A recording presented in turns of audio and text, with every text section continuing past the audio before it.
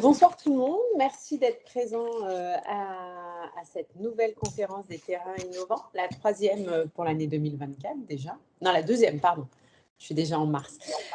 Aujourd'hui on va parler de Mia Seconde, le logiciel d'intelligence artificielle dont Gabriel Attal a fait l'annonce le 5 décembre dernier, qui s'adressera aux lycéens à partir de l'année prochaine. Pour en discuter, on a décidé d'inviter des enseignants qui ont travaillé ou qui ont en tout cas expérimenté Mia Seconde. Voilà. Donc, on a Nicolas Herla. Vous êtes là, Oui, Nicolas? bonjour. Bonjour. Oui, Ah, vous je sais voir. pas si on m'entend. Alors, professeur en mathématiques au lycée Jean Dauté à La Rochelle. Exactement. Alors, dans Mia, vous avez réalisé les vidéos mathématiques. C'est ça, en fait, il y a différents modules et l'idée, c'était, en fait, Mia Seconde propose des exercices pour les élèves et l'idée, c'était qu'on vienne rajouter des vidéos quand les élèves sont bloqués pour les aider et les débloquer, quoi. Voilà. Ok, un prof virtuel. Voilà. Ok. On a Pierre Florec. Oui, bonjour. Vous êtes là? Bonjour Pierre. Vous Oui, je êtes suis là. professeur en mathématiques au collège Pierre de Ronsard à Poitiers. C'est ça. Et dans MIA, vous avez participé à la relecture, révision et rédaction des feedbacks pour des modules en mathématiques. Le C'est ça. module espace et géométrie, c'est ça? Notamment, oui. Oui, c'est ça. Alors les feedbacks, je crois que les gens présents commencent à savoir ce que c'est. Vous pouvez peut-être leur rappeler pour ceux qui ne savent pas. C'est ce que en fait, l'application va renvoyer à l'élève en fonction de sa réponse. Donc, si la réponse est juste ou si elle est fausse. Donc, il y avait donc toute cette partie-là. Et puis, il y avait aussi la partie de relecture des consignes, voir si on était bien dans l'esprit en fait, des mathématiques et si la consigne était bien comprise par l'élève. Donc, il y avait cette relecture également et également les objectifs. Voir parce que les enseignants vont également voir donc, les objectifs de chaque module et voir si ça répond vraiment à ce que attend un enseignant. Donc voilà, il y avait toute cette relecture. En lien avec les programmes, j'imagine. Voilà, tout ce travail. OK. Alors, Benjamin Reiter. Oui, bonjour. Bonjour. Professeur en mathématiques aussi, et vous au collège Franklin à Lille. Oui, c'est ça. OK. Vous avez participé à la rédaction d'exercices pour les modules en mathématiques, espace et géométrie et organisation et gestion de données, fonctions. Oui, exactement. Tout simplement, j'ai rédigé un certain nombre d'exercices pour la plateforme. Et voilà. OK. On a aussi Brice Gascard. Bonsoir. Bonsoir Brice. Alors, vous êtes professeur de français, ça change un peu? C'est bien ça. Au lycée Rosa Parks à Montgeron. C'est juste également. Et dans MIA, vous avez participé à la relecture des modules de français, modules en orthographe, lexique et verbe. C'est bien ça.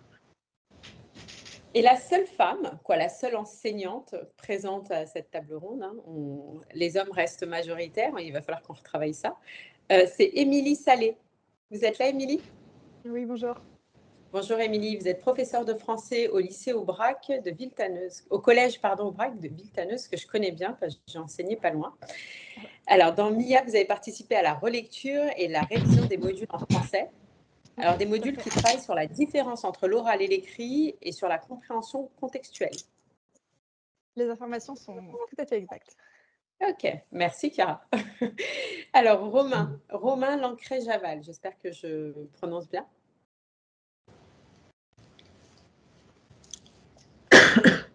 Romain? Le micro est coupé, je pense. Oui, Romain, on ne vous entend pas? Bon, on redonnera la parole à Romain tout à l'heure. Il est bien là, Chiara, Romain? Oui, il est là. Oui, On l'entendait tout à l'heure. Plus. C'est ça. Le micro est coupé, en fait. Ah, d'accord. Le micro est toujours coupé. Bon, il reprendra la parole. Et Catherine, que beaucoup connaissent déjà, de Vulpilière, qui est une ancienne professeure CPGE et qui est CIO de Évidence B. Bonjour Voilà. Catherine.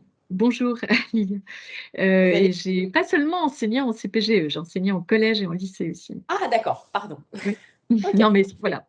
D'accord, oui, non mais c'est important, c'est important. Vous connaissez tous les niveaux, quoi.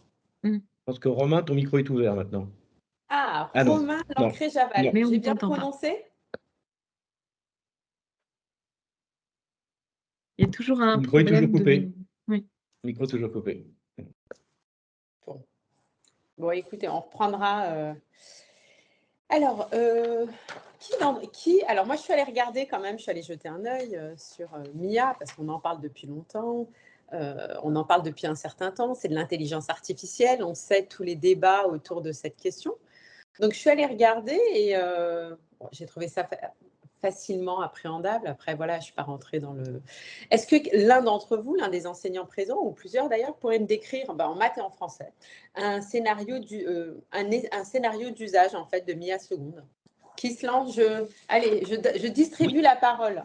Brice, oui, éventuellement. Alors, allez-y. un scénario, on va dire que j'en avais plusieurs, mais je vais essayer de faire très court. Je trouve déjà, ce qui est important, c'est que le logiciel permet d'entretenir la persévérance. Et ça, c'est déjà quelque D'accord. chose d'essentiel, peut-être, sans doute, à l'époque actuelle, et que travailler avec ce logiciel permet aussi, à mon sens, aux élèves d'accepter le temps qui est inhérent à toute remédiation. Il peut y avoir au départ, pour beaucoup d'élèves, un effet waouh, comme on dit aujourd'hui, avec l'utilisation de l'application.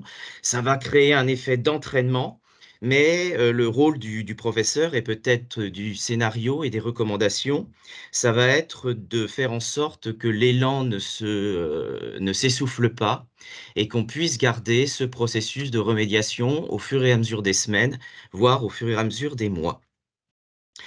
Alors, il y a plusieurs, usages, bien sûr. On aura sans doute des élèves qui ont déjà un niveau, tout à fait correct, en langue, par exemple, qui vont utiliser en pleine autonomie le logiciel.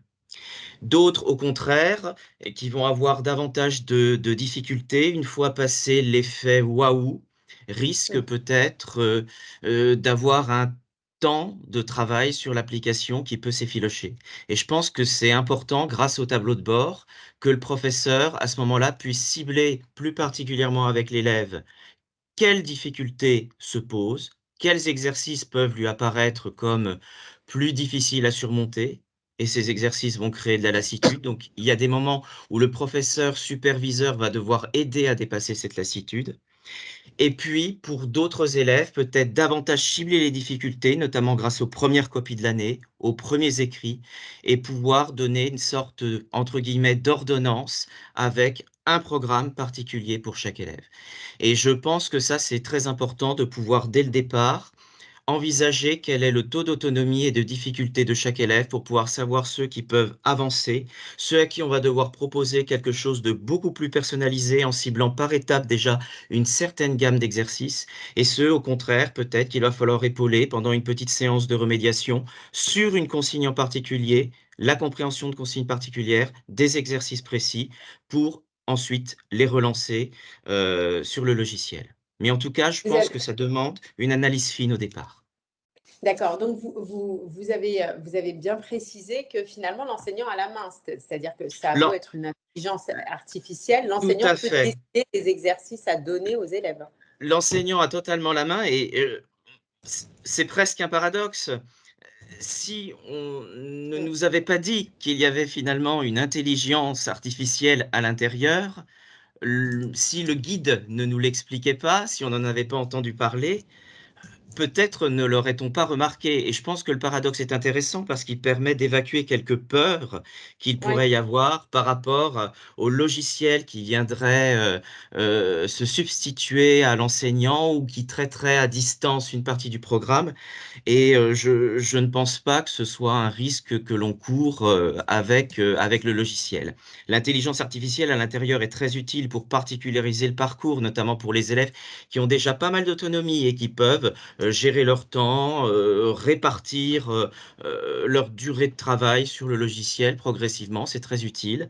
Bien entendu, c'est véritablement un assistant personnel peut-être pour le professeur, plus qu'une intelligence artificielle qui va prendre le pouvoir. Et pour d'autres élèves, eh bien véritablement oui, le professeur garde tout son rôle pédagogique pour pouvoir construire des séances, des séquences, des cycles de remédiation sur des points en particulier. Alors là, vous décrivez un usage dans la classe où on peut aussi extrapoler et aller vers les devoirs, voilà, les révisions. Alors, ça peut être de diverses manières, hein. Ça peut être une séance en salle informatique pour répondre à des soucis particuliers. Parfois même, ça pourrait se poser sur la lecture des consignes ou se rendre compte, prendre conscience qu'on n'a pas correctement lu une consigne pour pouvoir la traduire, la transcrire.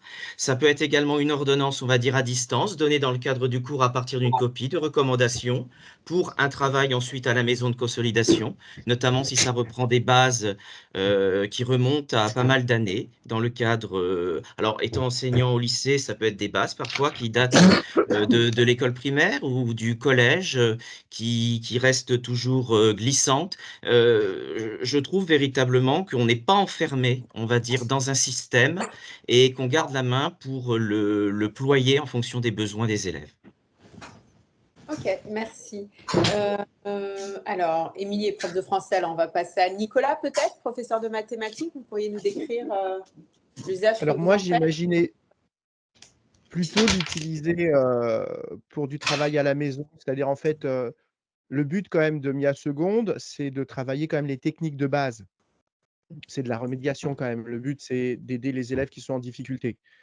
Et donc, moi, j'envisageais plutôt, de le proposer en dehors des cours pour les élèves qui veulent acquérir des techniques de base, de pouvoir s'entraîner et de créer des automatismes. C'est plutôt comme ça que moi je voyais les choses, voilà. Sur des techniques de base et de créer des automatismes, parce que du coup, il y a quand même pas mal d'exercices et les élèves peuvent s'entraîner un certain nombre de fois. Et comme il y a les corrections, ça laisse pas mal d'autonomie, pour les élèves. En fait, vous le proposez un peu comme une option et pas ou dans le cadre de devoirs, comme donne un prof au lycée ou au collège, quoi.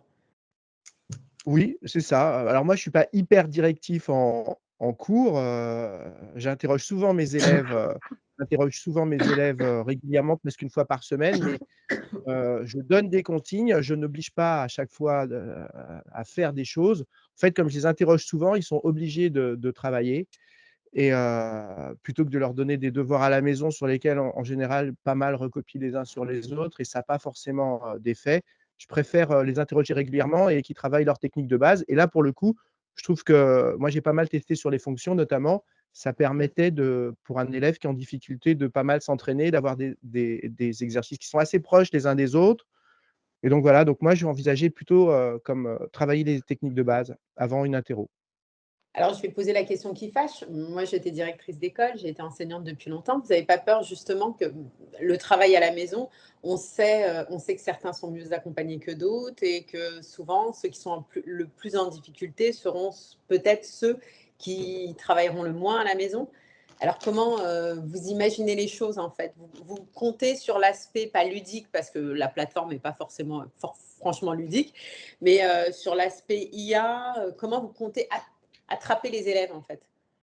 Bah, les exercices, c'est toujours à moi que s'adresse la question? Oui, oui, bah oui, puisque c'est vous le moins directif, pour l'instant. En fait, moi, avant d'être à Dautet, j'ai enseigné pendant presque 20 ans à Vitry-sur-Seine, donc en zone violence Ouais, ouais. et en fait, contrairement à ce qu'on entend régulièrement, les élèves, ils aiment bien, les notes. Ils aiment bien, avoir et notamment en ZEP, ils demandaient systématiquement: «Monsieur, j'ai raté, est-ce que je peux refaire?»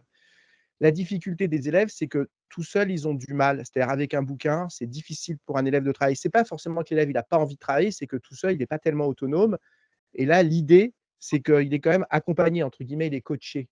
Voilà, c'est ça l'idée. D'accord. C'est que, moi, je mise sur le fait que l'élève, il est coaché et c'est pas que les élèves, ils ont pas envie de travailler, c'est que souvent, ils y arrivent pas, ils sont perdus Oui, et bien donc sûr, tout à fait. là, le but, justement, c'est d'espérer que les élèves, comme on va leur proposer des exercices faciles au début, eh bien, ils soient pas en situation d'échec.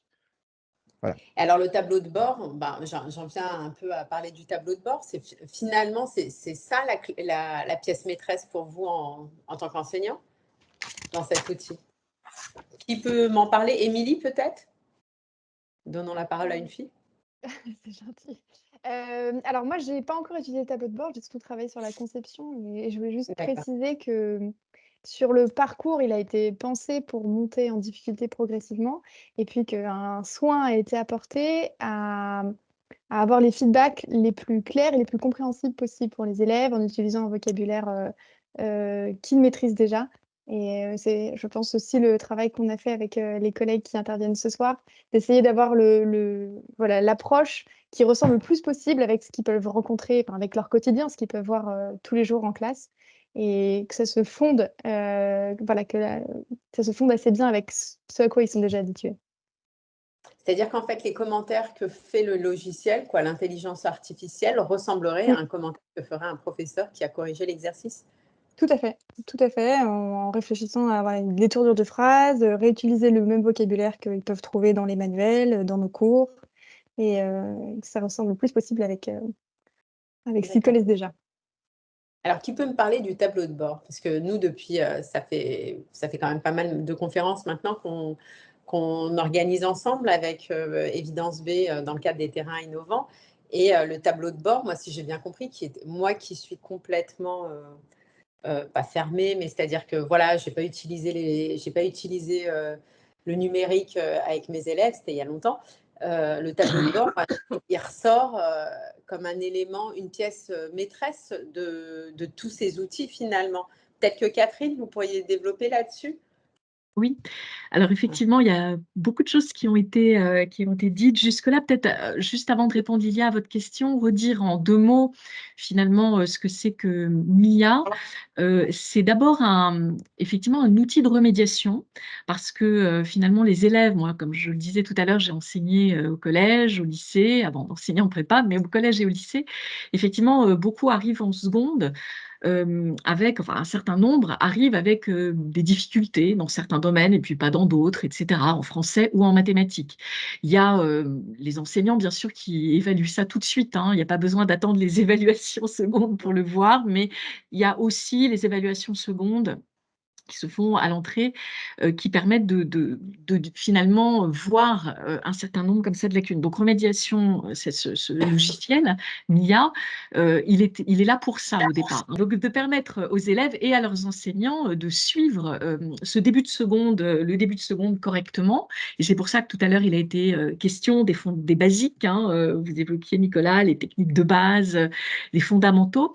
Et puis donc il y a des exercices assez faciles au début. Et puis de pouvoir accompagner les élèves jusqu'au bout, hein. Donc c'est pour ça qu'il y a finalement ces 20 000 exercices en mathématiques et en français. Ça ne veut pas dire que les élèves vont tous les faire, mais ça va permettre à ceux qui ont besoin, justement grâce à l'intelligence artificielle, et ça montre bien la variété, tout ce qui se cache de différent derrière ce mot, hein, qui permet de personnaliser justement et de donner aux élèves qui en ont besoin plus d'exercices sur telle ou telle notion, et en revanche sur telle autre notion, finalement, d'aller plus vite pour d'autres, hein. Donc, il y a vraiment ça, je voulais rappeler finalement ces éléments-là. Et la dimension de remédiation, elle est à la fois liée effectivement à ce qu'on a appelé l'IA, hein. Ici, c'est une technique très particulière qui n'a rien à voir avec l'IA générative, qui est l'apprentissage par renforcement et qui permet justement de travailler de donner de la personnalisation en fonction du niveau de maîtrise de chaque élève et de sa motivation. Mais il y a une autre dimension qui intervient dans la remédiation, qui est une approche didactique un peu différente. Et c'est pour ça que, comme l'évoquait Émilie, c'est très important que face à cette approche didactique différente, hein, qui sont liées au module adaptatif, il y ait justement ces ponts que vous avez établis, vous les enseignants concepteurs, et merci de l'avoir fait comme ça, à la fois par les retours sur erreur, pour expliquer à l'élève pourquoi il a fait telle justement activité, qui peut lui paraître parfois un peu différent de ce qu'il fait en classe. Pourquoi on lui a demandé de faire ça? Parce que justement, ça va l'aider à faire des exercices ensuite qu'il rencontrera en classe. Et puis, vous évoquiez aussi tout à l'heure, je crois que c'était vous, Brice, qui l'évoquiez, le fait qu'on explique aussi la démarche, hein, aussi bien aux enseignants qu'aux professeurs, pourquoi il y a ces types d'activités. Alors, j'en viens quand même au tableau de bord après ce rappel-là, mais qui permet de dire pourquoi enfin, il y a cette ressource. Et c'est vrai que l'usage premier, c'est de pouvoir aider les élèves qui ont certaines difficultés, les accompagner, même au-delà, hein, pour justement accompagner tous ces programmes de seconde. Et donc, le travail en autonomie, il est très important, en fait, et c'est pour ça qu'il y a de l'IA. Et donc, c'est vrai que de ce point de vue-là, les tableaux de bord des enseignants, c'est très important aussi, parce que si on laisse les élèves travailler en autonomie, il y a tout un tas d'éléments derrière pour renforcer leur motivation. L'algorithme, hein, il est fait pour ça. Il y a vraiment des éléments de motivation intrinsèque qui sont mis, il y a des messages motivationnels, mais néanmoins, il ne faut pas que le professeur ne voit pas ce qui s'est passé. Donc, en fait, c'est une aide à la personnalisation, c'est une aide à l'évaluation aussi pour l'enseignant, parce qu'il y a tout un tas d'exercices d'entraînement, finalement, qui prennent beaucoup de temps à corriger. Et là, il y a une correction de ces petits exercices qui se fait automatiquement, ce qui est quand même toujours assez dénié pour nous, les enseignants, j'allais dire. Aussi, je suis passée par là, et voilà. Bon, là, je vous rassure, hein, les dissertations ne sont pas corrigées automatiquement, les plus gros problèmes en mathématiques ne sont pas corrigés automatiquement, mais néanmoins, là, tout ça joue son rôle. Donc, effectivement, le tableau de bord, c'est pour que le professeur ait une vue sur ce qui s'est passé pendant qu'il n'était pas là, en quelque sorte, hein, voilà.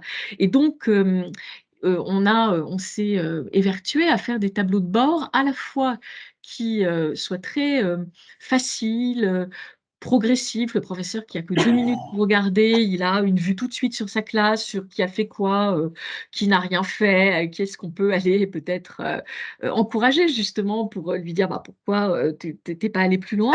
Et puis, progressivement, il peut aller jusqu'à voir de fil en aiguille chaque exercice, s'il a le temps, hein, évidemment, il n'est pas obligé de faire ça, il a plein d'infos en amont, mais chaque exercice qu'a fait l'élève, et y compris la réponse qu'il a donnée, hein. Donc, effectivement, l'enseignant, à partir de là, il a une vue sur tout ce qu'ont fait les élèves, sur leurs difficultés, et il va pouvoir prendre des décisions pédagogiques. Et moi, je considère finalement aussi comme ancienne prof qu'à partir de là, il va pouvoir faire ce qui, en principe, l'intéresse le plus, c'est-à-dire aller reprendre certains points avec les élèves, soit en groupe, soit individuellement, pour finalement aller réexpliquer, aller travailler sur ces points durs. Et de ce point de vue-là, dans les tableaux de bord, il y a 2 grandes fonctionnalités. Comme je le disais, le professeur peut aller voir tout ce que l'élève a compris ou pas compris, hein, puisque par une espèce d'entonnoir, en quelque sorte, il va pouvoir aller jusqu'à la réponse de l'élève. Et puis, il y a une autre page dans les tableaux de bord qu'il y a une technique là aussi, c'est de l'IA, de clustering, et qui fait des groupes, en fait, d'élèves, pas seulement en fonction de leurs bonnes ou mauvaises réponses, mais aussi d'autres indicateurs, comme le temps qu'ils ont mis. Donc, on peut avoir dans une même classe, finalement, des élèves qui ont des bonnes réponses, qui comprennent à peu près et qui suivent, enfin voilà, qui ont des relativement bons scores au module, mais qui ont répondu assez lentement. Et puis, à côté de ça, un autre groupe qui aura, par exemple, le même score, mais qui aura répondu beaucoup plus rapidement. Et donc, ça permet au professeur d'avoir une vue finalement aussi différente sur sa classe. Et là aussi, quand je parlais de décision pédagogique, c'est par exemple se dire que s'il a une évaluation à faire la semaine suivante, bah peut-être, enfin c'est une idée, parce que moi je sais que je m'en servirais par exemple comme ça, peut-être de faire des évaluations qui n'ont pas la même longueur pour les différents groupes, parce qu'effectivement, les élèves qui travaillent plus lentement, peut-être qu'il faut leur donner moins de questions lors de l'évaluation, par exemple, hein. Donc, c'est vraiment pour permettre aux professeurs derrière de prendre des décisions pédagogiques qu'on a fait ces tableaux de bord. Voilà. On va reprendre la discussion autour des tableaux de bord, parce que moi, en tant qu'enseignante, vraiment, c'est une des parties c'est vraiment personnellement, ça m'intéresse beaucoup finalement, cet usage. C'est vraiment un nouvel outil, je trouve, qui révolutionne un peu le métier.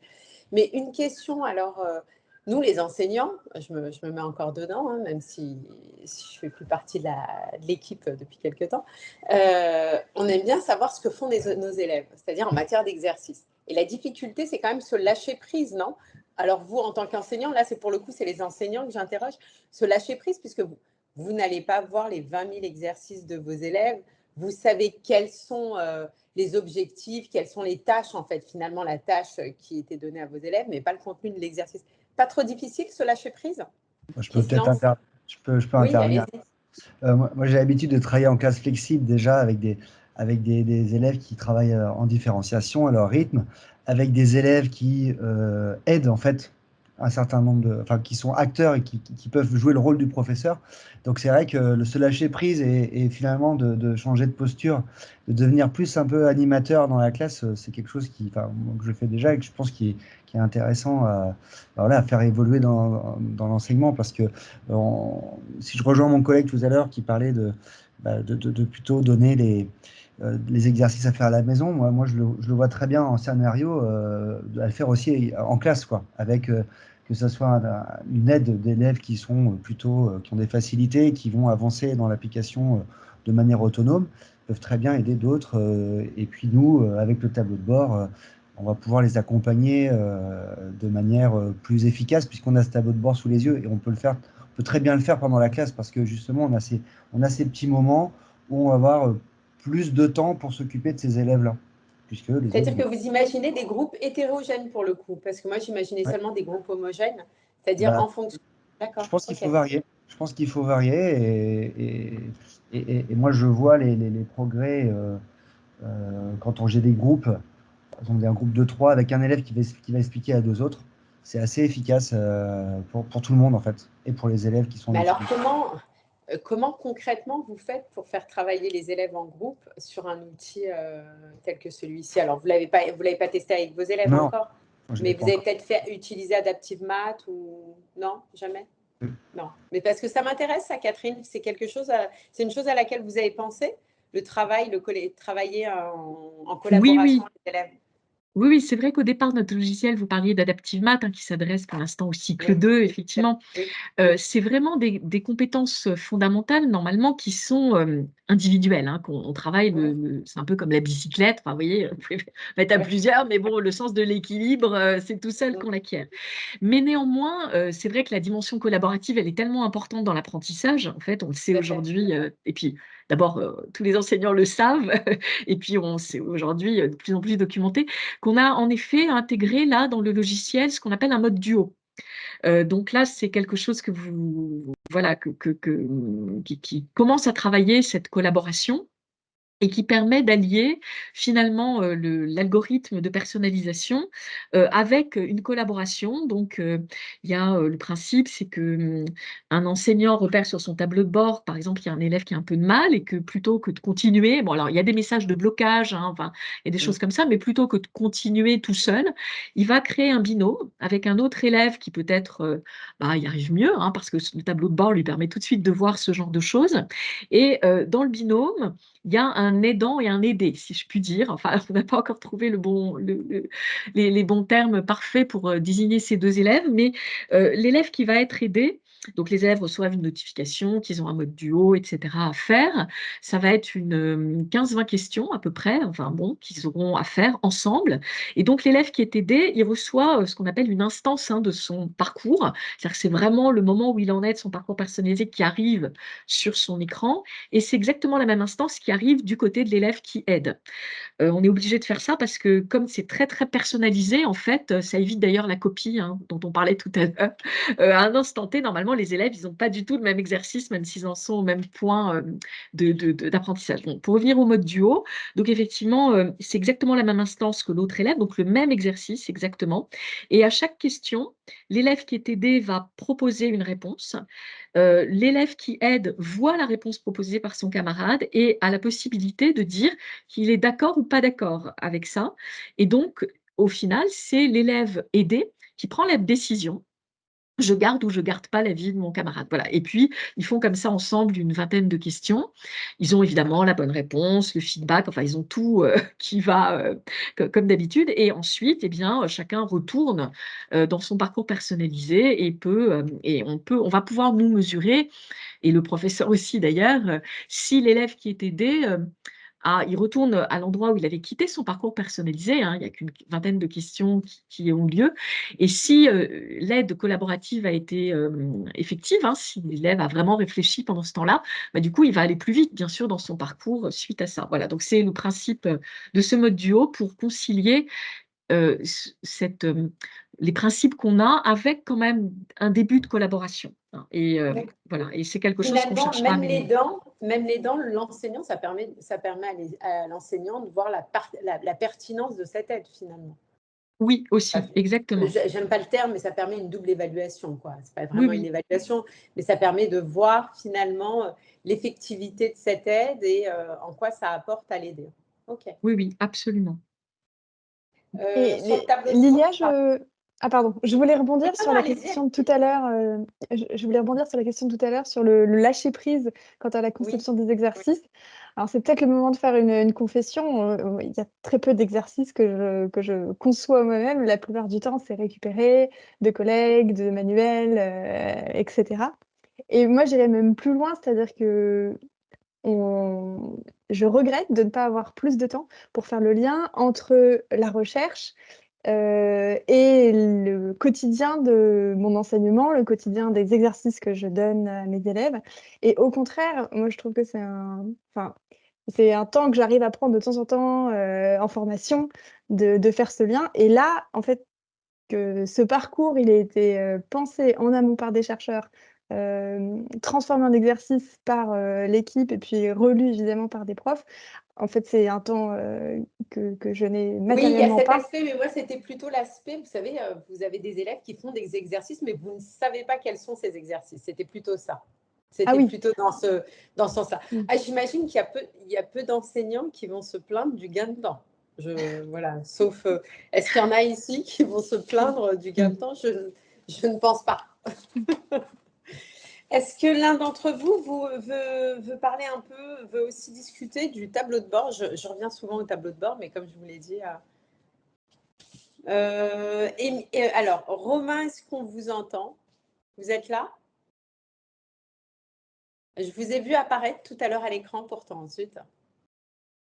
On n'a toujours pas le son, Romain. Je ne sais pas ce qui se passe, mais... Ouais. Bon. Est-ce que quelqu'un d'autre veut en parler un peu? Non? Nicolas? Benjamin? Brice? La seule chose que je voulais juste, par exemple, par rapport à Pierre, lui, il envisage plutôt de l'utiliser en classe, moi plutôt à la maison. L'idée, je pense que quand même, c'est d'avoir un outil qui est assez souple et en fait, chacun peut se l'approprier et l'utiliser différemment. Je crois que c'est quand même ça l'objectif, c'est on n'impose pas. Moi, quand je l'ai utilisé, je me suis placé aussi un petit peu en tant qu'élève pour voir comment ça marchait. Et le but, quand même, c'est que chacun fasse à sa sauce à l'aide de cette application qu'on nous propose. Voilà, Pierre, il prévoit plutôt de l'utiliser en classe parce que c'est son mode de fonctionnement. Moi, je suis assez directif en classe et donc je préfère le lâcher prise à la maison et avoir plus de prise en classe. Voilà. Et Il est plus l'idée, quand même, facile c'est de que lâcher chacun… prise à la maison, Nicolas. Voilà, ça c'est clair. Et voilà, et l'idée, c'est que chacun utilise Mia à sa façon, à sa sauce. C'est quand même assez souple. Il y a quelqu'un, si vous pouviez, quand vous ne parlez pas, et couper vos micros, s'il vous plaît. Ouais. Allez-y, Nicolas.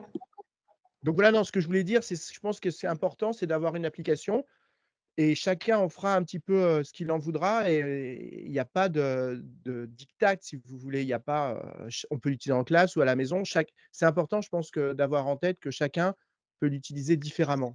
On va revenir à l'IA parce que quand même, on a beau dire que ce n'est pas de l'IA générationnelle, ce n'est pas de ChatGPT, on a bien compris. Mais alors, comment vous percevez l'IA finalement, l'intelligence artificielle, vous en tant qu'enseignant, vous qui avez participé à l'élaboration de l'outil. Comment vous l'apercevez finalement, cette intelligence artificielle? C'est tout de même différent de ce qu'on a connu auparavant en logiciel. Ce n'est pas nouveau, les logiciels. Ça existe depuis longtemps et je vous ai dit, ça fait très longtemps que j'ai enseigné et je m'en souviens. Ah, vous êtes de retour, Romain? Mais c'est un peu à l'image, avec des échos, du rôle que j'ai tenu dans Mia Seconde. Alors, je voulais finalement laisser parler Catherine, ma collègue, qui a une compétence technique qu'elle a montrée, bien supérieure à la mienne. Ça a été absolument évident. Moi, je suis content de me taire parce que j'ai beaucoup trop parlé dans les vidéos et je voulais simplement dire, en fait, si j'ai une chose à dire, c'est que ces petites capsules vidéo de 3 minutes ne sont en aucun cas destinées à remplacer des cours. Il faut bien que les collègues le sachent. C'est une sorte de complément, peut-être pour introduire une notion, clore une notion, mais en aucun cas je voudrais entrer en concurrence avec des collègues de seconde dont je n'ai pas la compétence. Voilà, c'était simplement pour compléter leur travail grâce à la confiance qui m'a été faite pour ces vidéos d'appoint. Mais comme j'étais un petit peu un figurant dans Mia Seconde, c'est pas mal que je sois aussi un figurant aujourd'hui dans cette réunion. Voilà, c'est à peu près ce que j'avais à dire pour ce sujet de Mia Seconde. Quand on entre dans ces questions d'intelligence artificielle, vous vous rendez compte, je suis même incapable de me faire entendre dans une réunion Teams. Vous voyez à quel point je suis complètement largué et j'ai beaucoup de sympathie pour les gens qui seraient largués dans cette opération qui me paraît malgré tout à fait passionnante. Voilà, c'est à peu près tout ce que j'avais à dire. Bravo et merci, notamment aux organisateurs Thierry et Catherine de Vulpillère, dont j'admire toutes les compétences, à la fois éditoriales, d'enseignement et puis d'organisation de ce magnifique projet. Merci beaucoup, Mais Romain. peut-être, si je puis compléter, parce que Romain, modestement, tu indiques effectivement que tu as participé à ces vidéos et elles jouent un rôle particulier parce qu'effectivement, c'est un complément. Nous, il y a, dans les modules dont on a beaucoup parlé, il n'y a pas de leçon, c'est pas le but, c'est de l'évaluation formative. Donc, il y a quand même ce complément très important que tu apportes d'une manière différente là aussi de ce qu'on a l'habitude d'avoir sur le fond, mais aussi sur la forme. Et du coup, il y a ce qu'on appelle un mode vidéo, un mode tuto. On a parlé du mode duo, le mode IA. Bon, il y a plusieurs modes d'apprentissage. Et c'est ça qui permet justement à l'élève, on l'évoquait tout à l'heure, l'éventuelle lassitude, parce que voilà, comment ne pas, enfin voilà, comment varier les modes d'apprentissage. De temps en temps, en allant voir une vidéo, il y a des recommandations qui sont faites justement à ce titre dans le logiciel, dans le tableau de bord de l'élève aussi, pour aller, par exemple, par moment, compléter l'entraînement par la vidéo. Donc, c'est vraiment dans cette complémentarité de mode d'apprentissage et puis aussi d'approche didactique finalement, qu'il y a quelque chose d'où la variété aussi, comme on le voit là, des acteurs, des profils, oui. des concepteurs, voilà, tout à fait. Et finalement, j'ai l'impression que Mia Seconde, c'est vraiment l'outil du 21e siècle parce que vous alliez tout. Moi, je suis maman d'un ado, je le dis à chaque fois, ça ressort à chaque fois, mais parce que ça me parle, il est en terminale. Vous alliez les vidéos, ça leur parle, on sait tous qu'ils aiment bien aller quand ils ne comprennent pas une notion, etc. Moi, je vois le bien en maths, je ne sais plus comment il s'appelle, il y a les vidéos, il y a un influenceur vidéo qui est professeur de maths. Nicolas, à présent, fait partie de sa chaîne, j'ai compris, un gros succès chez les lycéens, je crois. Oui, mais c'est ça, finalement, vous arrivez à allier un peu tout ça. C'est-à-dire que vous vivez avec votre temps, quoi. Vous voulez dire qu'on marche un peu à reculons en ce moment dans les réformes. Oui, faites un clairement. peu de politique implicitement. On va vers l'uniforme, on va vers le redoublement, on va vers les groupes de niveau. Clairement. On va vers. Moi, je parle de l'outil. Voilà, toutes sortes de choses qui appartiendraient au passé. Oui. Mia Seconde donne l'impression de se tourner plutôt vers l'avenir. Au moins, c'est l'espoir apporté par ce projet dans le choc des savoirs. En fait, finalement, ce serait peut-être la seule bonne nouvelle. Mais bon, c'est gare. En tout cas, c'est ce qui semblerait un peu nouveau dans le choc des savoirs. Tout à fait. Alors, on revient sur l'intelligence artificielle. Comment vous, donc en tant que concepteur, vous avez senti que vous étiez en train de travailler avec la fameuse intelligence artificielle qui va révolutionner le monde, qui changera nos lendemains, qui fera que le monde de demain ne sera pas pareil. Comment vous, finalement, vous avez dealé, entre guillemets, avec cette nouveauté, quoi? Vous l'avez perçu, vous voyez ce que je veux dire? Tout le monde, l'annonce de Gabriel Attal, ça a été quand même une intelligence artificielle à portée des élèves. Moi, j'étais dans la salle en tant que journaliste.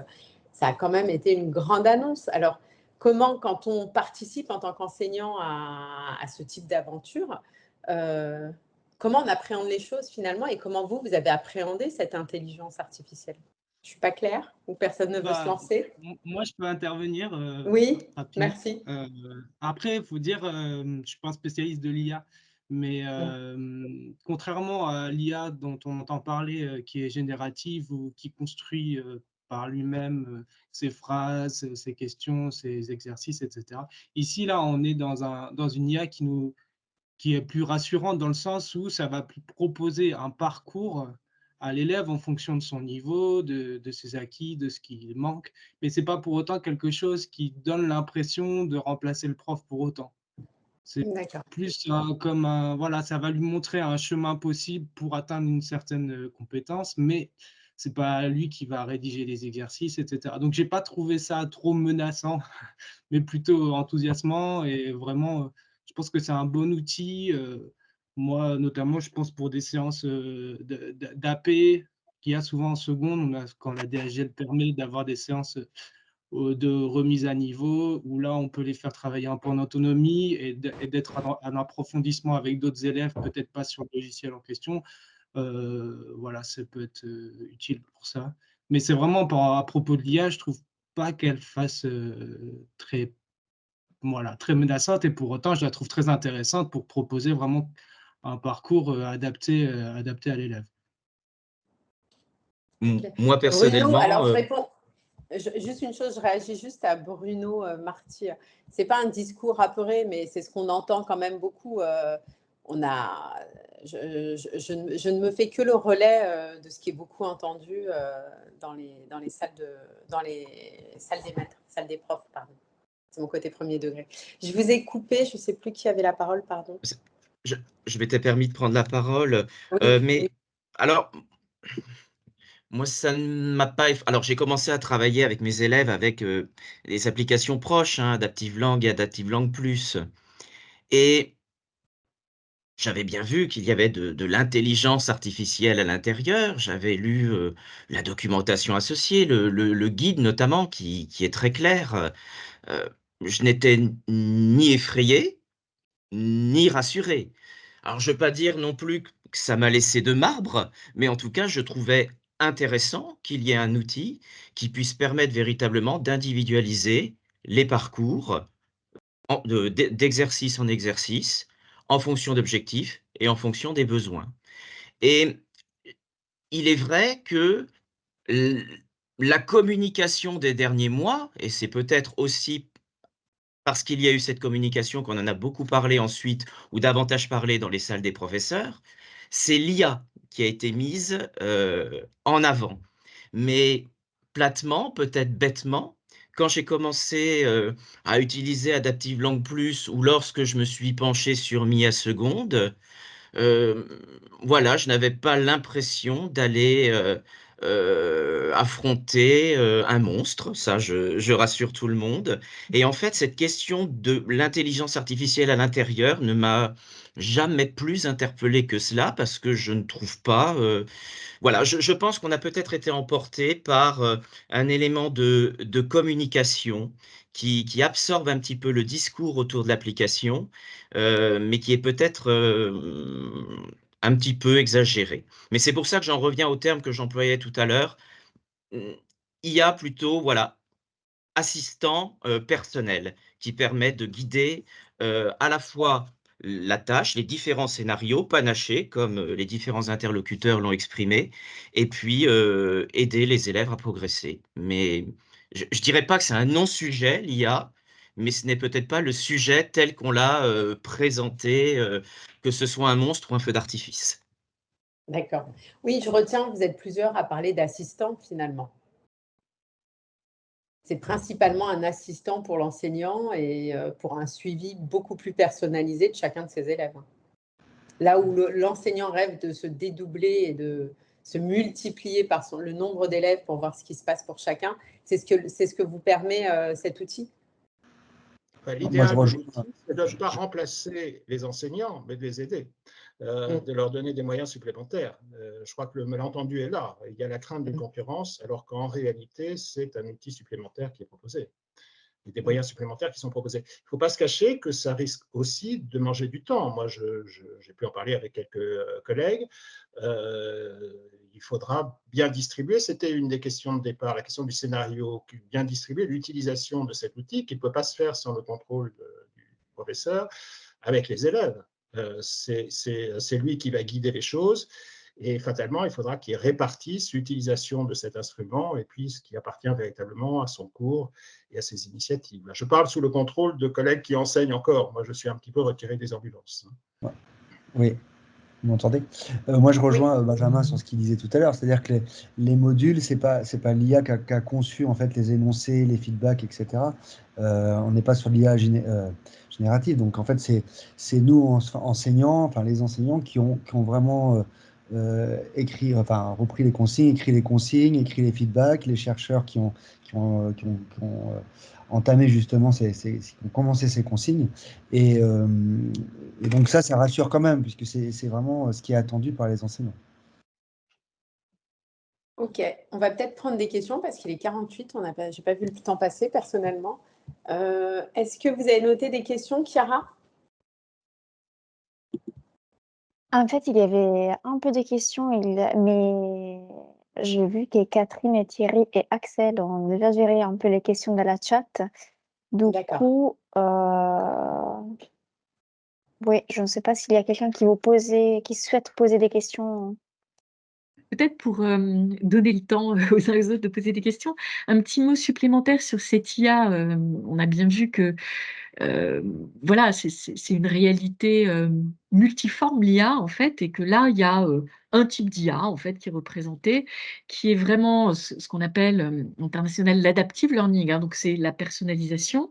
Et là où ça peut aider l'enseignant, bien entendu, mais l'élève aussi à avancer dans son parcours d'apprentissage, c'est que finalement, les différentes activités dont vous avez parlé, qui sont écrites par des humains, en effet, que ce soit des chercheurs ou des enseignants, en fait, elles ne sont pas organisées comme un arbre de la connaissance, avec un parcours qui serait, si tu as réussi là, tu vas là, etc. etc. Et c'est là que l'IA intervient. C'est qu'il y a, c'est un algorithme qui a été déployé par créé, pardon, et puis testé par l'INRIA Bordeaux, par un laboratoire qui est le laboratoire Flowers, dirigé par Pierre-Yves Oudéier, il y a déjà de nombreuses années, qui a été testé longtemps en milieu éducatif. Et du coup, le principe de cet algorithme, c'est qu'à un moment T, face à un niveau de maîtrise, un moment T pour chaque élève, il y a toute une zone d'activité dans un sujet donné qui est possible pour un élève. Et finalement, au lieu que ce soit un arbre de la connaissance avec une espèce de circuit un peu obligatoire que les élèves parcourraient chacun à leur rythme, le circuit lui-même n'est pas figé. Et donc, le concept que vous connaissez tous bien, qui est derrière ce paramétrage de l'algorithme et sa création, c'est la zone de proximal développement. Autrement dit, à chaque instant T, il y a une zone d'activité qui correspond justement à quelque chose qui est ni trop facile ni trop difficile pour l'élève. Et c'est pas forcément, il peut y avoir concurremment finalement plusieurs types d'activités qui peuvent permettre de remplir le même objectif pour un élève. Et donc, c'est ce qui va être proposé à l'élève, c'est quelque chose qui lui convient à lui, qui ne conviendra peut-être pas à son voisin. Et c'est vraiment ce qui est derrière, c'est la notion de motivation intrinsèque. Donc voilà, c'est ça que travaille en spécificité cette IA, et pas autre chose en fait. Donc c'est la personnalisation pour chaque élève. Voilà. Alors, j'ai vu qu'il y avait des questions. Merci Catherine qui est arrivée. Alors, comment utiliser MIA Seconde? À qui faut-il demander pour pouvoir l'utiliser? C'est peut-être Catherine qui pourra répondre ou Thierry? Oui, pour le moment, donc c'est une ouverture progressive, et donc c'est bien de demander au circuit de la DAN, donc à vos référents numériques ou à votre DAN, c'est eux qui connaissent le calendrier d'ouverture, et si vous êtes intéressé, postulez auprès d'eux. Je pense que c'est ça le canal le plus naturel auprès de votre académie, et donc les services de la DAN. Alors, je pense qu'il y a des académies qui ouvrent autour de Paris en ce moment, et donc progressivement, il y en a qui sont en vacances, donc ça va pas ouvrir. Mais c'est comme ça que cette ouverture progressive se fait par le ministère et les académies. Alors, Lydia Jazeron nous demande à quand l'IA dans les autres disciplines? Là, je ne sais pas, je pense que c'est au ministère. Alors, du côté d'Évidence B, vous travaillez déjà sur… Évidence B, on est très… Oui, vas-y, Catherine. Oui, on a 3 sujets principaux qu'on travaille. Les mathématiques du cycle 2, finalement, on le voit au lycée. La maîtrise de la langue première, là, à travers le français. Puis on a une 3e verticale, si je puis dire, qui est l'apprentissage d'une langue seconde. Nous, l'approche didactique différente, c'est celle qui vient des chercheurs en sciences cognitives. Et donc, effectivement, là, il y a de la documentation sur ces disciplines-là. Il y en a aussi sur d'autres disciplines, mais on n'a pas encore commencé à travailler. Et voilà. OK.